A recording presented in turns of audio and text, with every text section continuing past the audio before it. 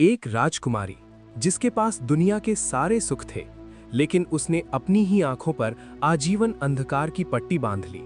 लोग इसे प्रेम कहते हैं, पर क्या ये प्रेम था या एक मूक विद्रोह? एक ऐसी माता जिसने अपने ही पुत्र को विजय का आशीर्वाद देने से इनकार कर दिया, और जब उसके 100 पुत्रों का लहू मिट्टी में मिला तो उसने स्वयं भगवान को ही श्राप दे डाला। क्या आप जानते हैं कि हस्तिनापुर की उस पट्टी के पीछे छिपी आंखों ने क्या-क्या देखा था? चलिए जानते हैं गांधारी के उस महात्याग और प्रतिशोध की अनसुनी कहानी। गांधार की सुलक्षणा राजकुमारी। सुदूर उत्तर पश्चिम में स्थित गांधार देश, वर्तमान कंधार, अपनी प्राकृतिक सुंदरता और वीर योद्धाओं के लिए जाना जाता था। वहां के राजा सुबल की पुत्री का नाम था गांधारी। गांधारी न केवल अत्यंत सुंदर थीं, बल्कि वे शास्त्रों की ज्ञाता और गंभीर स्वभाव की थीं। उनका बचपन महादेव की भक्ति में बीता। राजकुमारी गांधारी अक्सर शिव मंदिर में घंटों ध्यान लगाती थीं। उनकी भक्ति से प्रसन्न होकर भगवान शिव ने उन्हें दर्शन दिए और एक अद्वितीय वरदान दिया, पुत्री, तुम 100 तेजस्वी पुत्रों की माता बनोगी। ये वरदान पूरे गांधार में उत्सव का कारण बन गया। राजा सुबल निश्चिंत थे कि उनकी पुत्री जिस भी राज्य में जाएगी वहां के वंश को अमर कर देगी, लेकिन नियति ने पर्दे के पीछे कुछ और ही बुन रखा था। उस समय आर्यावर्त का सबसे शक्तिशाली राज्य हस्तिनापुर था। कुरुवंश के संरक्षक भीष्म पितामह अपने भतीजे धृतराष्ट्र के लिए एक योग्य वधू की खोज में थे। जब उन्हें गांधारी के गुणों और शिव के वरदान के बारे में पता चला तो उन्होंने तुरंत गांधार नरेश सुबल के पास विवाह का प्रस्ताव भेजा। भीष्म का व्यक्तित्व और हस्तिनापुर की शक्ति ऐसी थी कि कोई भी राजा उनके प्रस्ताव को ठुकरा नहीं सकता था। राजा सुबल दुविधा में पड़ गए। एक ओर हस्तिनापुर जैसी महाशक्ति से संबंध जुड़ रहा था, तो दूसरी ओर एक बहुत बड़ी कड़वी सच्चाई थी। राजकुमार धृतराष्ट्र जन्मांध यानी जन्म से अंधे थे। राजा सुबल अपनी लाडली बेटी का हाथ एक ऐसे व्यक्ति को सौंपने से डर रहे थे जो कभी अपनी पत्नी का चेहरा तक नहीं देख पाएगा। लेकिन भीष्म के दबाव और साम्राज्य के भविष्य को देखते हुए उन्होंने भारी मन से इस प्रस्ताव को स्वीकार कर लिया। जब ये समाचार गांधारी के भाई शकुनी को मिला तो वो क्रोध से भर उठा। उसे लगा कि हस्तिनापुर ने उसके पिता की विवशता का लाभ उठाया है। उसने इसे गांधार का अपमान माना। शकुनी ने गांधारी से कहा, बहन, तुम इस विवाह को अस्वीकार कर दो। एक अंधा राजा कभी तुम्हारा रक्षक नहीं हो सकता। लेकिन गांधारी शांत थीं। उन्होंने अपने पिता की आंखों में छिपे डर और राज्य की सुरक्षा की चिंता को पढ़ लिया था। उन्होंने शकुनी को समझाया, भ्राता, यदि भाग्य ने मेरे लिए एक नेत्रहीन स्वामी को चुना है तो इसमें निश्चित ही कोई दैवीय संकेत है। मैं अपने पिता के वचन को भंग नहीं होने दूंगी। यहीं से गांधारी के भीतर के उस महामानव का जन्म हुआ जो व्यक्तिगत सुख से ऊपर उठकर कर्तव्य को चुनता है। विवाह की तैयारियां शुरू हुईं। जब गांधारी दुल्हन के रूप में सजी तो उनके मन में एक विचार आया जिसने इतिहास बदल दिया। उन्होंने सोचा, यदि मेरे पति संसार के रंग नहीं देख सकते, यदि उनके जीवन में केवल अंधकार है, तो मुझे भी इस सुंदर संसार को देखने का कोई अधिकार नहीं है। एक पत्नी का धर्म अपने पति के सुख दुख का सहभागी होना है। दासी और सखियां स्तब्ध रह गईं जब गांधारी ने एक रेशमी पट्टी उठाई और उसे अपनी आंखों पर कसकर बांध लिया। उन्होंने प्रण लिया कि वे जीवन भर इस पट्टी को नहीं खोलेंगी। ये न केवल एक पत्नी का अपने पति के प्रति समर्पण था, बल्कि ये समाज के प्रति एक मौन विद्रोह भी था कि उन्होंने अपनी आंखों को उस दुनिया के लिए बंद कर लिया जो उनके पति के लिए अस्तित्वहीन थी। जब भीष्म को ये पता चला तो वे भी इस महान त्याग को देखकर चकित रह गए। गांधारी अब केवल एक राजकुमारी नहीं, बल्कि एक तपस्विनी बन चुकी थीं। जब गांधारी हस्तिनापुर की सीमा पर पहुंची तो उनका स्वागत एक महारानी की तरह हुआ। लेकिन जब वे राज दरबार में खड़ी हुईं, तो उनकी आंखों पर बंधी पट्टी को देखकर सभा में कानाफूसी होने लगी। लोग हैरान थे कि एक सुंदर राजकुमारी ने स्वयं को अंधकार में क्यों झोंक दिया। धृतराष्ट्र, जो स्वयं देख नहीं सकते थे, जब उन्हें पता चला कि उनकी पत्नी ने उनके सम्मान में अपनी आंखें बंद कर ली हैं, तो वे भावुक तो हुए, लेकिन उनके मन के एक कोने में हीन भावना ने भी जन्म लिया। उन्हें लगा कि गांधारी का ये त्याग कहीं उनके अंधेपन का आजीवन स्मरण तो नहीं बन जाएगा। गांधारी ने हस्तिनापुर की चौखट पर अपना पहला कदम रखा। उन्हें नहीं पता था कि जिस 100 पुत्रों के वरदान के साथ वे यहाँ आई हैं, वही पुत्र एक दिन महाविनाश का कारण बनेंगे। लेकिन उस दिन गांधारी केवल एक कर्तव्यनिष्ठ वधू थीं, जिन्होंने अपने प्रेम और त्याग से कुरुवंश का पहला और सबसे कठिन अध्याय लिख दिया था।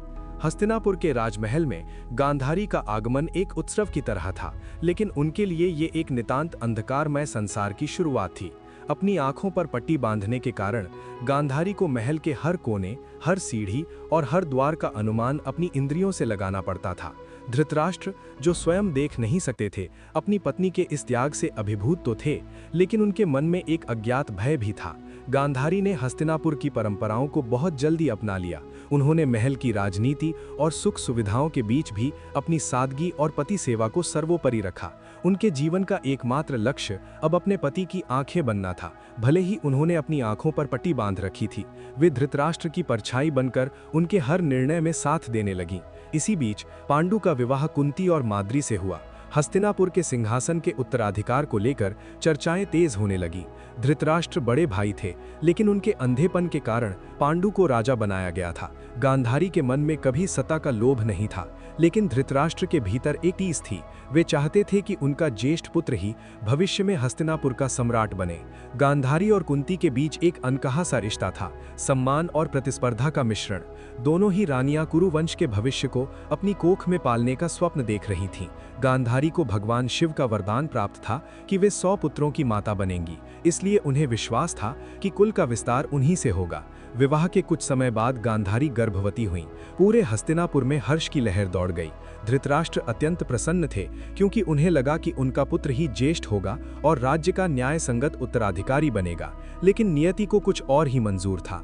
गांधारी का गर्भकाल सामान्य 9 महीने बीत जाने के बाद भी समाप्त नहीं हुआ। 1 वर्ष बीत गया, फिर दूसरा वर्ष भी आधा बीत गया, लेकिन प्रसव नहीं हुआ। इसी बीच समाचार मिला कि वन में विहार कर रहे पांडु की पत्नी कुंती ने एक पुत्र को जन्म दिया है, जिसका नाम युधिष्ठिर रखा गया। ये सुनकर धृतराष्ट्र और गांधारी दोनों विचलित हो उठे। ज्येष्ठ पुत्र होने का गौरव अब पांडु के पुत्र को मिल चुका था। कुंती के पुत्र के जन्म का समाचार सुनकर गांधारी अत्यंत दुखी और क्रोधित हो गईं। अपनी ममता और ईर्ष्या के वश में आकर उन्होंने अपने गर्भ पर प्रहार किया। इस प्रहार के फलस्वरूप उनके गर्भ से कोई जीवित शिशु नहीं, बल्कि मांस का एक कठोर लोथड़ा यानी पिंड बाहर निकला। गांधारी अपनी इस दशा पर विलाप करने लगी। उन्हें लगा कि शिव का वरदान निष्फल हो गया है। वे उस मांस के टुकड़े को फेंकने ही वाली थीं, तभी वहां महर्षि वेद व्यास प्रकट हुए। व्यास जी ने गांधारी को रोका और कहा, पुत्री, घबराओ मत। मेरा वचन और महादेव का वरदान कभी मिथ्या नहीं हो सकता। तुम इस मांस के पिंड को शीतल जल से सींचो और इसके 101 टुकड़े करो। व्यास जी के निर्देशानुसार गांधारी ने उस मांस के पिंड के 100 टुकड़े किए और एक अतिरिक्त टुकड़ा एक पुत्री के लिए रखा। इन 101 टुकड़ों को अलग अलग मिट्टी के घड़ों में घी भरकर सुरक्षित रख दिया गया। उन घड़ों को एक गुप्त तहखाने में रखा गया और गांधारी को आदेश दिया गया कि वे अगले 2 वर्षों तक प्रतीक्षा करें। समय बीता और ठीक 2 वर्ष बाद उन घड़ों में हलचल शुरू हुई। सबसे पहले जिस घड़े से बालक बाहर निकला, उसका नाम दुर्योधन रखा गया। ज्योतिषियों ने बताया कि दुर्योधन के जन्म के समय सियार रो रहे थे और प्रकृति में अशुभ संकेत दिख रहे थे। विदुर और भीष्म ने धृतराष्ट्र को सलाह दी कि इस बालक का त्याग कर देना ही राज्य के हित में है, क्योंकि ये कुल के विनाश का कारण बनेगा। लेकिन पुत्र मोह में अंधे धृतराष्ट्र और वर्षों के इंतजार के बाद मां बनी गांधारी ने इस सलाह को ठुकरा दिया। धीरे धीरे अन्य 99 पुत्र और एक पुत्री यानी दुश्शला का जन्म हुआ।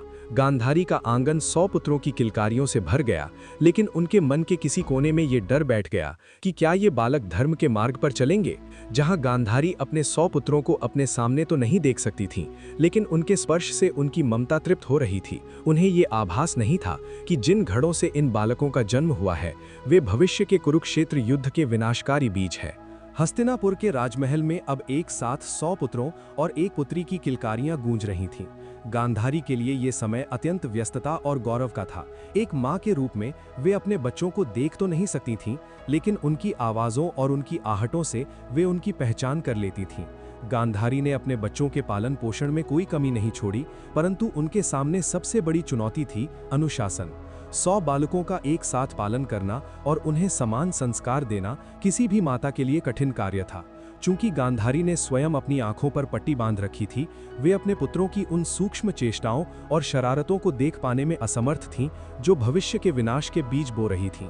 जब गांधारी के भाई शकुनी को पता चला कि उनकी बहन के 100 पुत्र हुए हैं, तो वे हस्तिनापुर में ही बस गए। गांधारी अपने भाई पर अटूट विश्वास करती थीं। उन्होंने सोचा कि शकुनी उनके पुत्रों को राजनीति और जीवन के गुर सिखाएंगे, लेकिन शकुनी के मन में हस्तिनापुर के प्रति पुराना प्रतिशोध था। शकुनी ने गांधारी की ममता और धृतराष्ट्र की महत्वाकांक्षा का लाभ उठाना शुरू किया। उन्होंने विशेष रूप से ज्येष्ठ पुत्र दुर्योधन के मन में ये बात बैठा दी कि हस्तिनापुर का सिंहासन केवल उसका है।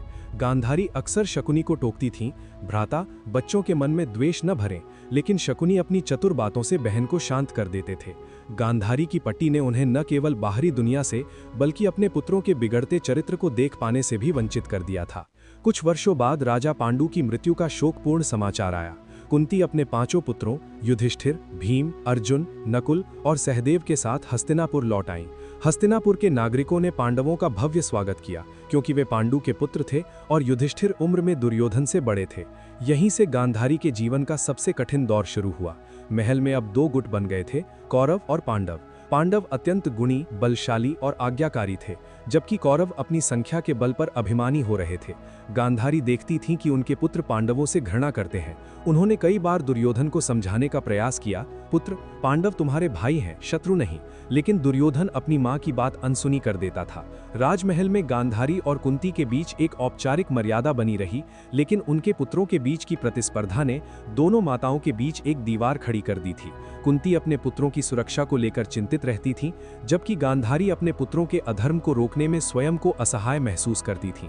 एक बार भीम को विष देने की घटना हुई, जिसमें दुर्योधन का हाथ था। जब ये बात गांधारी तक पहुंची तो वे कांप उठीं।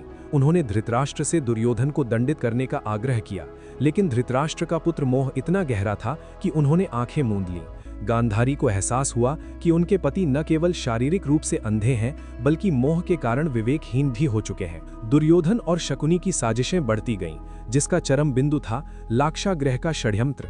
जब गांधारी को पता चला कि पांडवों को वारणावत भेज दिया गया है और वहां महल में आग लग गई है, तो वे शोक में डूब गईं। उन्हें विश्वास नहीं हो रहा था कि उनके पुत्र इतने गिर सकते हैं। हस्तिनापुर में शोक सभा हुई, लेकिन कुछ समय बाद जब पता चला कि पांडव जीवित हैं और उन्होंने द्रौपदी से विवाह कर लिया है, तो गांधारी के मन में एक मिश्रित भावना जगी। वे खुश थीं कि पांडव जीवित हैं, लेकिन वे भयभीत थीं कि अब प्रतिशोध की अग्नि और भी भीषण होगी।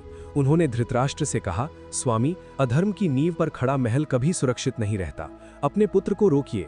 पर धृतराष्ट्र ने उत्तर दिया, गांधारी, तुम केवल मां हो, राजनीति नहीं समझती। जब शकुनी के छल से द्यूत क्रीड़ा यानी जुए का खेल आयोजित किया गया, गांधारी इस खेल के विरुद्ध थीं। जब सभा में द्रौपदी का अपमान होने लगा, तो गांधारी महल के ऊपरी कक्ष में छटपटा रही थीं। उन्होंने अपनी दासी से पल पल की खबर पूछी। जब उन्हें पता चला कि दुर्योधन ने मर्यादा की सारी सीमाएं लांघ दी हैं, तो वे स्वयं भरी सभा में पहुंच गईं। उन्होंने चिल्लाकर धृतराष्ट्र से कहा, महाराज, ये अन्याय रोकिए। जो कुल स्त्रियों का अपमान करता है, उसका विनाश निश्चित है। उस दिन गांधारी की वाणी में मां की ममता नहीं, बल्कि एक न्यायप्रिय देवी का क्रोध था। लेकिन तब तक पासा फेंका जा चुका था।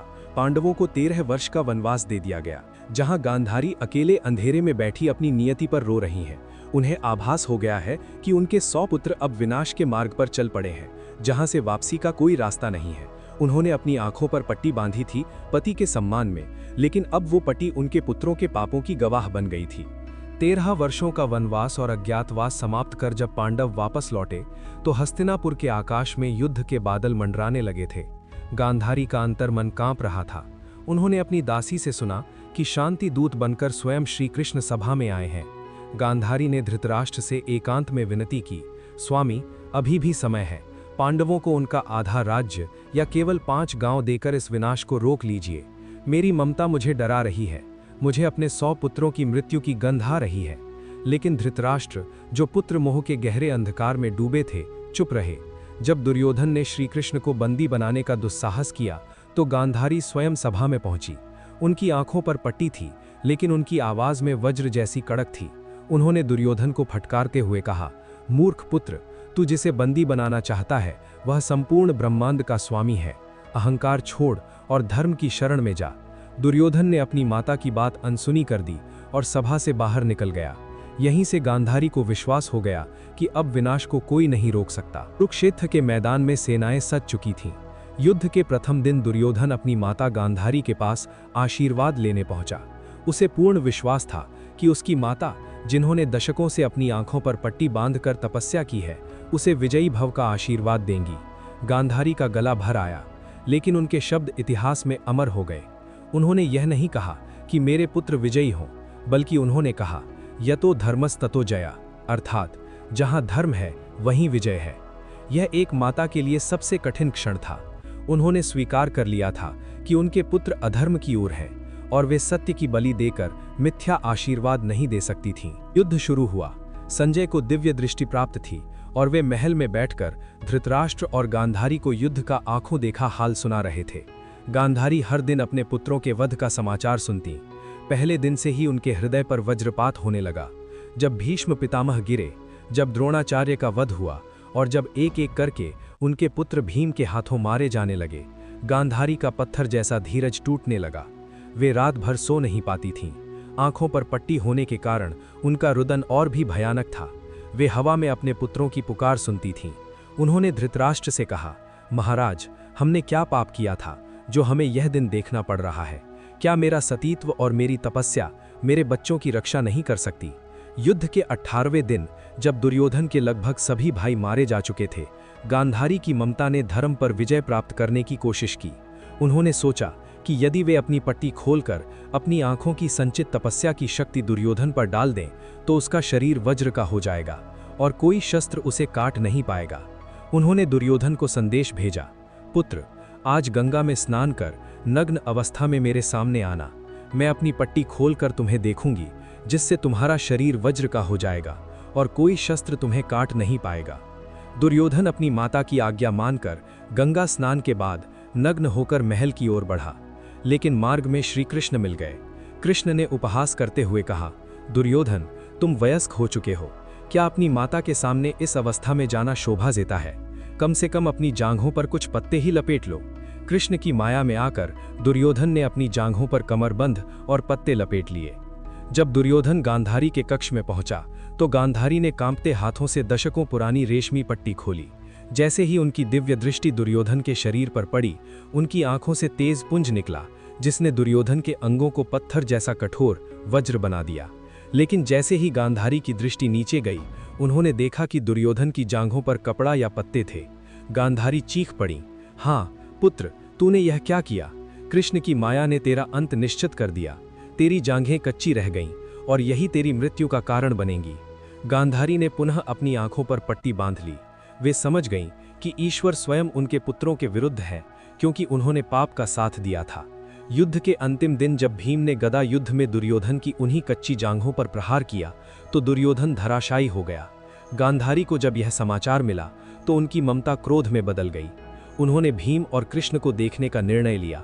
वे उस कुरुक्षेत्र की भूमि की ओर चल पड़ी, जहां उनके 100 पुत्रों के शव पड़े थे। गांधारी का यह रूप अब एक पीड़ित माता का नहीं, बल्कि एक प्रलयंकारी शक्ति का था, जिसका सामना करने से स्वयं देवता भी डर रहे थे। 18 दिनों का महायुद्ध समाप्त हो चुका था।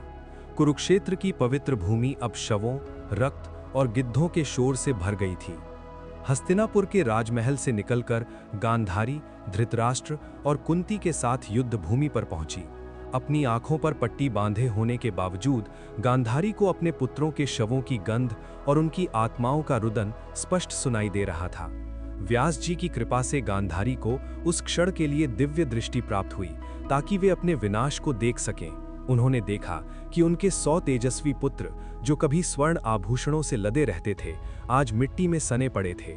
दुर्योधन की टूटी हुई जांघें और दुशासन का क्षत विक्षत शरीर देखकर गांधारी का हृदय फट गया। उन्होंने चीख कर कहा, क्या यही वो साम्राज्य था जिसके लिए इतना रक्त बहाया गया? रणभूमि के बीचों बीच गांधारी का सामना भगवान श्री कृष्ण से हुआ। कृष्ण के चेहरे पर वही चिर परिचित शांत मुस्कान थी। गांधारी का शोक अब प्रचंड क्रोध में बदल चुका था। उन्होंने कृष्ण की ओर संकेत करते हुए कहा, हे द्वारकाधीश, आप सर्वशक्तिमान थे। आप चाहते तो इस नरसंहार को एक क्षण में रोक सकते थे। आपने संधि के सारे मार्ग बंद कर दिए और मेरे कुल का विनाश अपनी आंखों से देखा। गांधारी का शरीर क्रोध से कांप रहा था। उन्होंने अपनी सतीत्व की शक्ति और अपने जीवन भर के तप को पुकारते हुए कृष्ण को श्राप दिया, यदि मैंने सच्चे मन से महादेव की भक्ति की है और अपने पति के प्रति निष्ठावान रही हूं, तो सुनो कृष्ण, जिस प्रकार तुमने मेरे कुल का विनाश करवाया है, आज से ठीक 36 वर्ष बाद तुम्हारे यदुवंश का भी इसी तरह अंत होगा। तुम्हारे भाई बंधु आपस में लड़कर मरेंगे और तुम एक साधारण शिकारी के हाथों एकांत वन में मारे जाओगे। श्री कृष्ण ने अत्यंत विनम्रता से सिर झुकाकर इस श्राप को स्वीकार कर लिया और कहा, माता, ये नियति थी, अधर्म का नाश आवश्यक था और आपके श्राप से मेरा वंश भी अपने अहंकार से मुक्त हो जाएगा। युद्ध के बाद पांडव गांधारी के पास आशीर्वाद और क्षमा मांगने आए। भीम, जिन्होंने दुर्योधन और दुशासन का वध किया था, भयभीत होकर गांधारी के चरणों में गिर पड़े। गांधारी की आंखों की पट्टी के नीचे से क्रोध की जो किरण निकली, उससे भीम के नाखूनों का रंग काला पड़ गया, परंतु एक मां का हृदय अंततः पिघल ही गया। उन्होंने युधिष्ठिर को गले लगाया और कहा, पुत्र, तुमने राज्य तो जीत लिया, पर तुमने अपनों को खो दिया। अब इस रिक्त सिंहासन पर बैठकर धर्म का शासन करो। गांधारी ने पांडवों को अपने ही पुत्रों के समान स्वीकार किया, क्योंकि अब उनके पास खोने के लिए कुछ नहीं बचा था। युधिष्ठिर के राज्याभिषेक के बाद कई वर्षों तक गांधारी और धृतराष्ट्र राजमहल में ही रहे। पांडवों ने उनका बहुत सम्मान किया, विशेषकर युधिष्ठिर ने, लेकिन भीम की कड़वी बातें और अपने पुत्रों की यादें उन्हें कचोटती रहती थीं। गांधारी समझ गई थीं कि अब इस भौतिक संसार में उनका कार्य पूर्ण हो चुका है। अंततः गांधारी ने धृतराष्ट्र और कुंती के साथ वन जाने का निर्णय लिया। उन्होंने राजसी सुख सुविधाओं का त्याग कर दिया। धृतराष्ट्र की लाठी बनकर और कुंती की सहेली बनकर वे घने जंगलों की ओर चल पड़ीं। ये उनके जीवन की अंतिम यात्रा थी, वानप्रस्थ। यहाँ उन्होंने कठिन तपस्या की और अपना शेष जीवन ईश्वर की आराधना में लगा दिया। वनवास के दौरान एक दिन जंगल में भीषण आग लग गई।